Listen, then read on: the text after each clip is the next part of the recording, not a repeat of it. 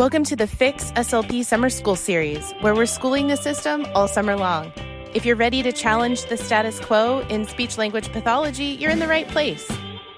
Subscribe so you don't miss an episode, and if something fires you up, leave us a message on the minivan meltdown line at fixslp.com. Grab your favorite summer beverage, and let's get to work. Hey everybody, welcome back. It's Jeanette. Preston is on a little hiatus, so we have co-hosting today Mikayla Treynor. She is our Director of Advancement and Partnership, so anybody out there who wants to advertise with us, we're moving in that direction. Fall is a big time. We're hoping to finally get ourselves a little bit of money, so she's your girl. Her email's on the website, so you can reach out to her if you want to do something like that. But she's going to co-host today, and she has a topic in mind that she's been wanting to talk about, and I thought now was a good time for that. But before we do that topic, we've gotten a ton of new ratings and reviews, so I'm just going to read one from Love My Katie Did. It says, "Fabulous advocacy. It is so great to hear such wonderful work being done for our field, and so sad that it is not being done by the organization that pretends to be for us. Keep going, Fix SLP." Thanks. That was nice, but we all have to keep going, right? Mikayla, it's all of us. It's not just Fix SLP doing the work. Yep, keep chugging along. So, Mikayla, this is summer school, so we're on a timeline here. We like to actually keep these episodes short, but we've taken a few twists and turns this summer. So we're going to try to stick to the summer school topics today. What are we going to talk about? I think it's the perfect time to talk about it, as many school SLPs are getting ready to head back. We're going to talk about burnout. So I feel like burnout is something that I wanted to talk about because it seems to be an underlying theme in a sense, especially for us SLPs that have been in the field 5-10 years. And I mentioned this on the retreat that I'm just seeing so many comments of SLPs burning out so much quicker. I'm seeing comments after like 3 years, 4 years. And I am at a point in my career where I'm definitely feeling a level of burnout, and I'm going on 11 and a half years, I think. You know, it took me a while to get there, and I've worked in multiple settings, and it's just kind of sad to me how many SLPs are experiencing burnout and experiencing burnout a lot quicker. So I want to frame this before we go any further, just so we're all on the same page with exactly what we're talking about. And the World Health Organization actually has a definition for burnout. They say it is a syndrome resulting from chronic, unmanaged workplace stress characterized by emotional exhaustion, increased mental distance from one's job, like cynicism or negativism, and reduced professional efficacy.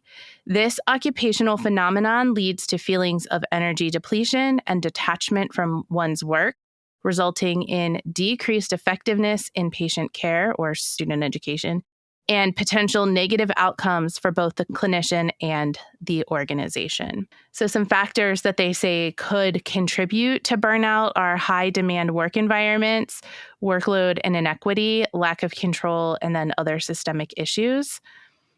And then there are consequences for us that are becoming burnout: increased rates of self-reported medical errors or errors in documentation, a heightened risk of developing other conditions like compassion fatigue and secondary traumatic stress, intrusive thoughts, insomnia, chronic irritability, and impaired memory, and an increased intention to leave one's job or even the profession. And I think a lot of us have found ourselves in this spot.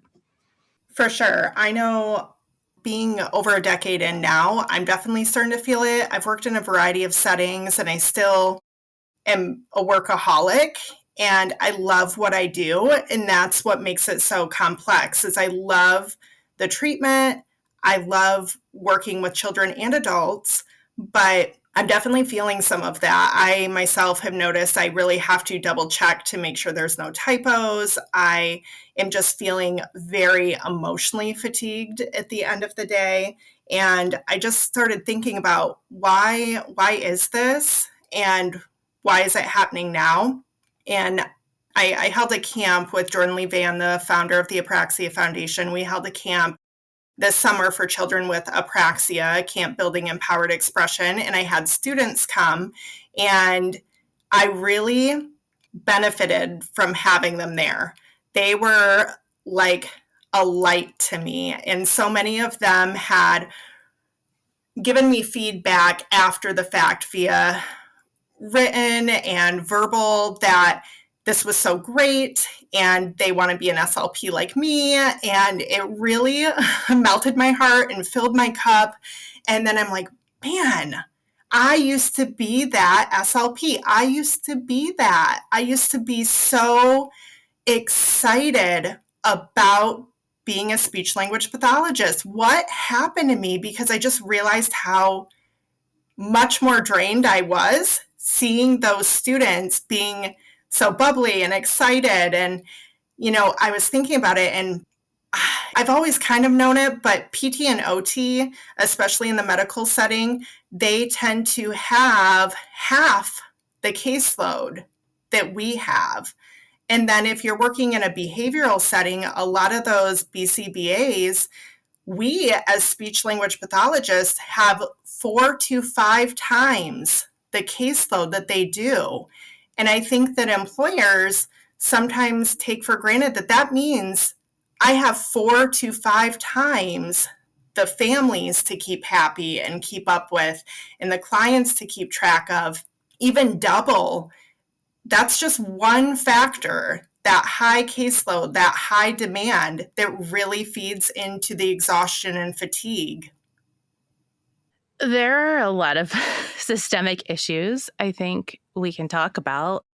I have to wonder for you, this episode isn't necessarily about you and your story, but I know that I have struggled with burnout. But also, I think for me, I get bored easily. So I think there is a fine line between boredom and burnout, where I have exhibited some of those things on the list that I just read a few minutes ago. And it's not necessarily that I was burnt out, it was that I was bored, or I had very toxic colleagues that really made it so I needed to move away from this space. And when I look at the trajectory of my career, both clinically and in academia, other than the one job that I have done PRN for many years, which I'm always in a different building and moving around, I don't think I've kept a job for more than 2 years, which is nice. And I didn't really realize it until about a year ago when I got an ADHD diagnosis. It's just that I get understimulated. So people, if they're considering if they're burnt out, need to consider, are you burnt out truly, or are you understimulated, and is it time for a change of something? And that doesn't mean necessarily leaving jobs. Maybe you live in a big school district. You can move to a different school and change it up a little bit, or there's some other kind of opportunity that you could take. Or maybe you just need to add in a little PRN in a different setting. So we're not talking about that. I have to wonder, in your case, you've been doing the same thing for a really long time. Things are changing for you. They're shifting. So 18 months ago, when we really met and started interacting, you had just started launching your own private practice. Now you're doing some IEP advocacy work, and you're working with parents and doing that in a different way. And you're fixing SLP. And I think you have found a couple of things that really light you up inside and bring joy to your life. And it has made you realize that there's a difference between doing work that fulfills me and fills me up and makes me so happy, and that other work that doesn't do that. And do you think it's exacerbating the burnout for you? For sure. I think that it was very kind of bittersweet timing when I launched Sandy Speaks Therapy in honor of my late mother. I had the best of intentions of I'm going to market myself. And then literally a couple months later, Fix SLP came in my life, and then Fighting for My Voice came in my life. And I'm very thankful, and I wouldn't change it for the world.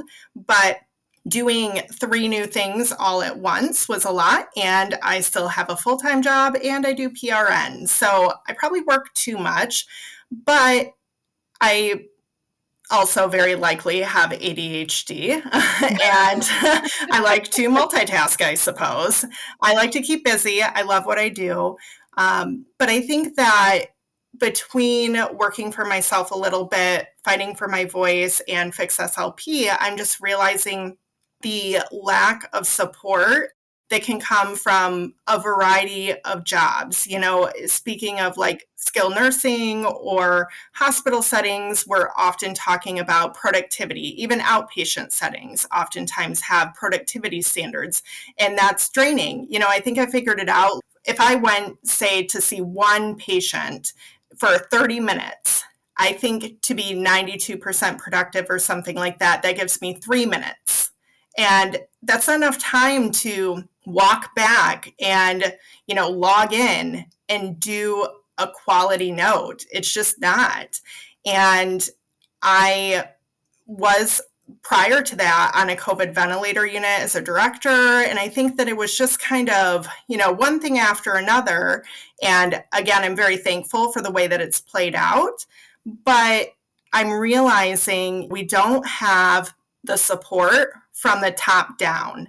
And when we kind of relate this back to ASHA, when I think of what little resources we have and the changes that we've been able to make in, like you said, a short amount of time, it hasn't even been 2 years since I've been part of the team. ASHA has so many resources, and I feel like the power that they could have to really make meaningful change, to really truly advocate for caseload caps and lower productivity standards. Those standards are always increasing, and we're not getting the support from the top down to kind of help us stand up for ourselves and be like, no, this isn't right, and really help decrease that burnout, because there's all these Facebook groups for SLPs leaving the field. And the numbers in those groups, we're talking thousands of SLPs that are leaving. And, the thought has crossed my mind too. It's like, I love what I do, but I'm tired. And I am finding things that definitely fill my cup in that process. And I love my clients, but it's hard when there's all these other factors like productivity, high caseload caps. I don't know about you, but in medical settings, especially, I've been considered the scapegoat, I feel like, for things where it's like speech gets blamed for some things. And it's like, how did this happen? Yeah. So I want to point something out just to our listeners, that if you take a look at the number of working SLPs in this country, and then you take a look at the number of ASHA CCC holders and members, it is at minimum 50,000 people are paying for the CCC who are not working. That's at minimum. That's a low estimate. When you do that math per year, that's $12,500,000. That's wild. Yeah, that's $12.5 million a year that ASHA is bringing in for no reason. And then if you start thinking about if those people are using the CEU tracker or paying for the learning pass to keep up their CEUs, how much more revenue are they making on top of that off of people who aren't actually working in the field? And what we hear from people is, well, we're keeping it for insurance in case we want to go back someday. What? I just wanted to point that out to people.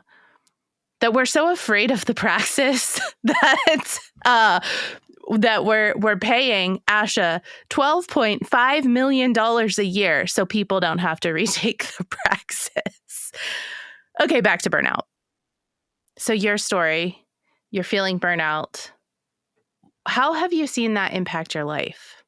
I think that I am chronically exhausted now, and I do have fibromyalgia. I have been diagnosed with that, which is a chronic pain and fatigue disorder, syndrome, I guess. And I have always felt like fatigue was like the biggest contributor. I've been very fortunate that I'm not in a ton of pain. I do have moments, but in general, I'm tired. But I feel like later in my career now, I'm really noticing that mental exhaustion more. I feel like I myself am experiencing brain fog. So there are times where I feel like I'm using my own cognitive strategies on myself. And I always joke, like, I'm so busy remembering everybody else's stuff, like in the nursing home. And, we're working on memory. So I'm remembering all their family members' names and that I'm forgetting my own things. And I'm like, oh, I have to dial it back. And I've really tried, even though I'm a workaholic, to incorporate more self-care for myself. I've started saying no to PRN. Even though I'm a pretty consistent PRN, I've started taking some weekends off just because I recognize that I am now feeling it over a decade in. And I think, I was probably one of the lucky ones nowadays that I didn't feel it 3 or 4 years in. And it's just really sad to me that I still consider that a pretty new SLP, that they're at that level where they're saying, I'm burned out, and they're looking at alternative careers.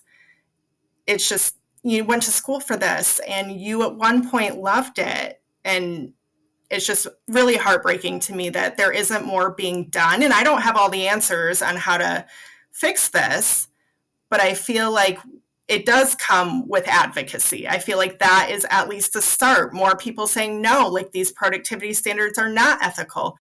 Having conversations with employers that I'm seeing 30 children and my counterparts are only seeing 12.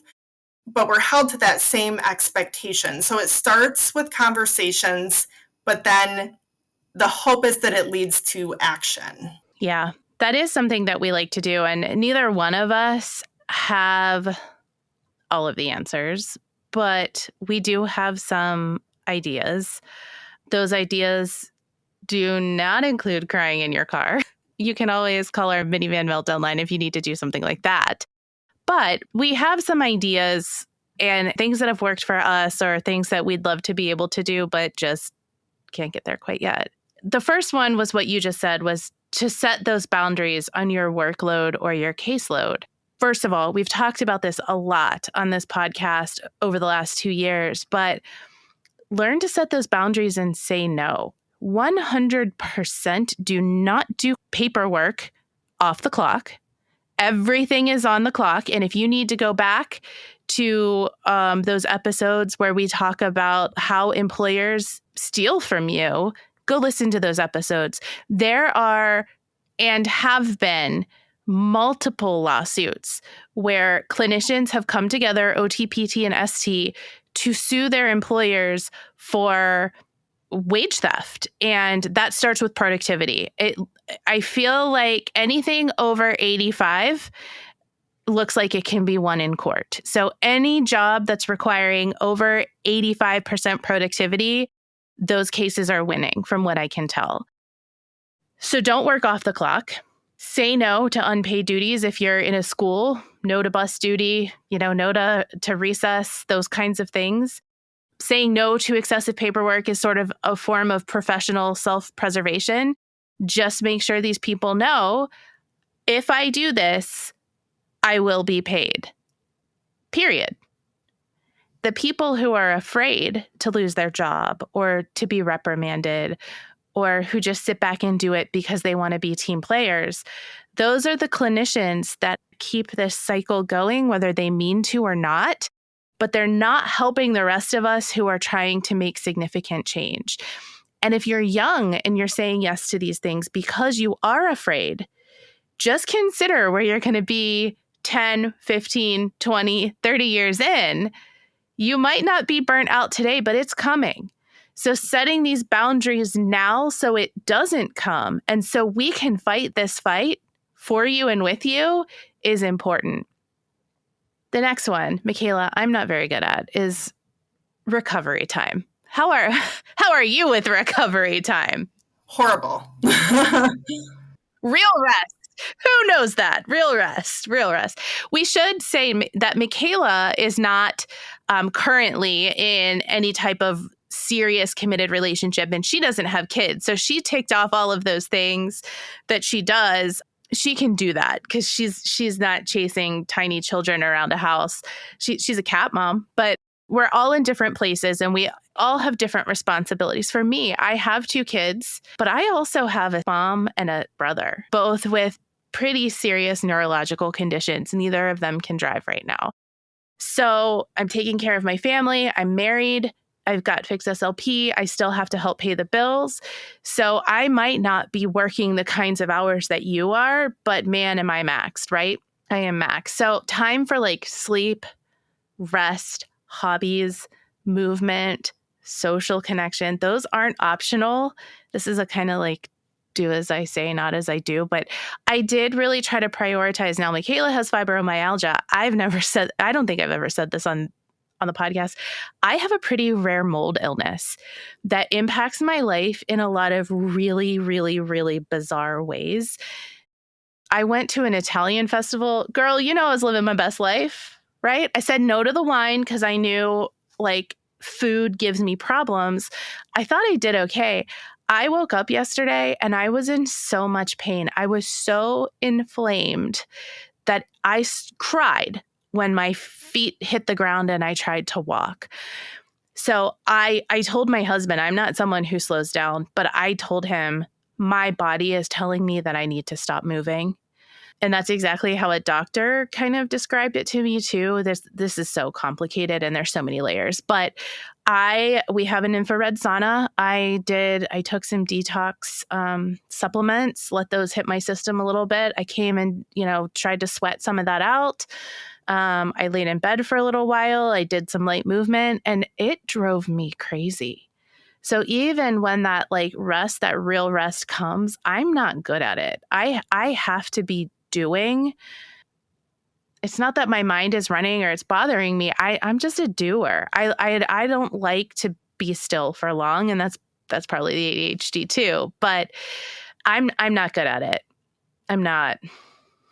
So that's an area I think of improvement for both of us. Yeah, for sure. I think that we all have so much going on. I know this year has been a hard year for me too, as well, with family. And then we have some health things going on. And I think that speaks for every SLP. People don't know what we're going through. And we can have, quote unquote, like a united front and everything's good and we're going into work and, our coworkers don't know what's going on or our clients don't know. And we are just trying to have this tough front of everything's okay. And I think that really feeds into the cycle of burnout as well. It's almost like we're suppressing some of this. I think I work a lot to keep myself busy too, because when I'm moving more, I feel better in general. But even when I'm working that much, another strategy that might help kind of decrease that burnout level is micro breaks. So I have tried to get a little bit better about this as far as taking even 2 minutes to get up, do some deep breathing or stretch, or maybe do a quick lap around your building or something outside if the weather is nice. Yeah, that's a goal for myself this fall. My kids go back to school when this drops. It'll be tomorrow. My kids go back to school tomorrow. And as I think about my fall schedule and what that's going to look like, I'm going to try to build in 3 micro breaks a day of 10 minutes of just walking around my neighborhood. And then I need to get back to some movement and movement just for me. So that's my goal, is maybe not 2 minutes every hour or whatever, because also hyper focus If you know, you know. Another thing that I do, Mikayla, and I know you do too, is we both go to therapy. And mine's not necessarily for like this major trauma, but sometimes my therapist is like, "Are you sure you want to keep coming every week?" I always tell her, yeah, it's a good place for me to go and just get it out. And then, sometimes she can challenge me in ways to like think about how I can do things differently or improve things for myself. So I have found that to be really helpful. I love my therapist. I've been with her now for 4 years, and I tell her she can never discharge me.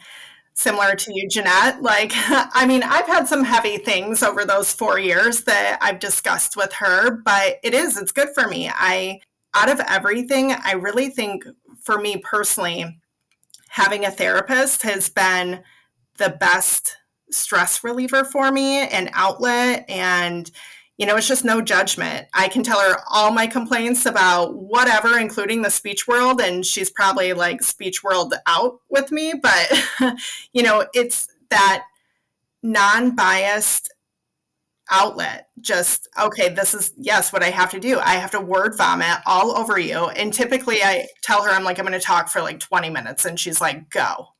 Then she really helps me reframe my thoughts. I fully support some good old talk therapy. Yeah. And I love going in person too. I don't like doing it online. I go and I literally sit on a couch. So that's my preference, is to go in person and be there and be focused. And I'm virtual. So either way.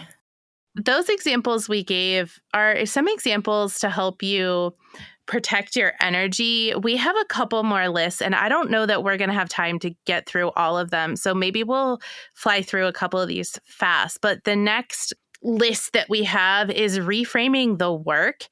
And so one of the things that I've tried to do a little more for our Fix SLP team is focus on wins. So you as a clinician can focus on your patient wins, or as a professor, every time a student wrote me a nice card or a nice little note or gave me a little gift or something, I had a bulletin board that I could see. It wasn't necessarily displayed to my entire office, but it was on the side of a cabinet where I could see it, that I would just pin those up there. And I didn't take them down and read them, but they helped remind me that I was doing good and important work. And for the Fix SLP team, I have been trying to get better about sending them screenshots of when you guys reach out to tell us how much you appreciate us, or how important our work has been to you, or the change that it has made in your life, because I get to see all of those, and those are very useful in helping to keep us motivated, but the rest of the team doesn't get to see them. And I forget that. But that's a good way that when you're feeling drained and you're looking at those milestones with your patients or your students or your clients, it kind of helps reinvigorate you a little bit. You want to give one or two more, Mikayla? Another good one is some good old peer connection, which I feel like Fix SLP has been a really great thing for me to feel that connection again with other SLPs. And especially as I feel like I am experiencing a bit of burnout now. And like I said, I was fortunate that this is just now happening to me, but it really helps to have other SLPs being like, oh yeah, I went through that too. Yeah, I'm going through it. Sometimes you just need to vent, just need to get it out. Other times, like we're trying to do a little bit now of, venting, but also brainstorming some ideas to get you out of that. So you're not feeling like this is this doom and gloom hole and you're feeling isolated. So I think connecting with other SLPs, and doesn't even need to be SLPs, coworkers, whoever you consider a peer, a safe peer to vent with, I think that really helps. Yeah. And then just keep learning on your terms. Pursue CEUs or mentorship or something in an area that you love, rather than what you think you have to do. In a lot of states, it's wide open for you to take any CEU or professional development hour that relates to the field. you can. And if you still have the CCC, ASHA doesn't require their own ASHA-approved CEUs to maintain the CCC. It's anything that's related. Now, a lot of people stick with that because you can report ASHA-approved CEUs to the tracker. That's how they keep their money in their bank, right? They just keep pulling in all this money. But you don't have to use that. You can track those on your own. And so if there's only 20 hours in your tracker for ASHA, you can still attest that you did the other 10. And then if you get audited, you just send in your certificate. So you have to track those, hang on to that stuff, but you can do whatever you want. So find those things that invigorate you, that you have a lot of interest in, that get you excited, and that could help too. And then I just want to wrap up with system level pushback. And that's the kind of thing that we do. It's advocating for caseload or workload models, educating your employers, pushing back against unnecessary requirements, knowing your rights. We're pushing back in all of those areas, or we're supporting people who are. And we do have ideas. And as more and more and more and more of you reach out to us and connect and join our state teams, we're finding and learning more, and we're finding people that we can connect with other people. So system level pushback, we have state teams. We have many lists of state teams. For those of you who are waiting to hear from us, please continue to be patient. I am the one who is doing a lot of that work. We had somebody on the team who was helping to organize that, who had to step back. Mikayla was doing some of that work, and I asked her to step back from that. So it's coming. I think once my kids are back in school, I can definitely do more. It's been a tough summer. So if you're interested, states at fixslp.com, there's a lot of work to be done. And we don't have all the answers, but we want to come beside you. So pushing back against that system so you can have an easier work experience is important for you and for the people who are coming after you. And sometimes I think what Mikayla and I have found is that giving back in a way like that, where you can make a difference, really goes a long way. And when you get those wins, you're like, yes, this is what I was meant for, right? So I don't know, Mikayla, you want to jump in on that before we wrap up? Yeah, for sure. I was definitely an emotional mess at the end of Camp B this year, and I did not expect to be that way. I kept telling parents, like, all right, I'm going to keep it together, and then I'd start to cry, and I needed that, though. It was very rewarding to have so much positive feedback from parents, from students who are going to become SLPs, from campers themselves. I really needed that, and I did not realize how badly I needed that interaction. So I fully agree that you should reach out. Reach out if you're feeling the burnout. That's the big thing. Reach out to peers, coworkers, reach out to a therapist, reach out to someone going through it who, or maybe went through it, or a professional, just someone to get it off your chest, because you're not alone in that. And there hopefully is a way out of it other than leaving the field. Even though, I respect anybody who made that decision to leave the field, because you have to ultimately do what is best for you. But hopefully we've given you some strategies other than crying in your car and attempting to manage 120 plus caseload in the schools. So something tangible that you can take back and be like, all right, I'm going to take it back with me today, that 3 times I'm going to stop and I'm going to take 3 deep breaths. It can be as simple as that, but it's a start. Yeah, love that. All right, Mikayla, I think we could keep talking, but we've got to cut it off. I'm already worried about how I'm going to cut this down. Thanks for jumping in and filling in for Preston while he takes his little man hiatus. We love him. We can't wait to have him back. Who knows what's coming next week? I stopped planning. In the meantime, all of you school SLPs have been going back, who are back this week, who are back next week, who first day's coming up. Good luck this year. We're rooting for you. And thanks for fixing it, guys. We'll see you next week. Thanks for listening to the Fix SLP podcast. If this episode helped you feel more informed or empowered, take a second to leave a 5-star rating and review. It helps more SLPs find us. Fix SLP runs on $5 sustaining partnership donations. That small monthly support pays for everything behind the scenes, including our website, legal fees, and advocacy work.